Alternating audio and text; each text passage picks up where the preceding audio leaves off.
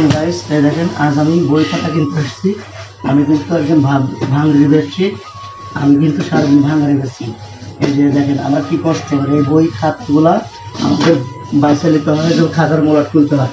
আপনারা মনে করেন খাতা এভাবে চলে না, কিন্তু গাইস আমাদের খাতা মোড়াট খুলতে হয়।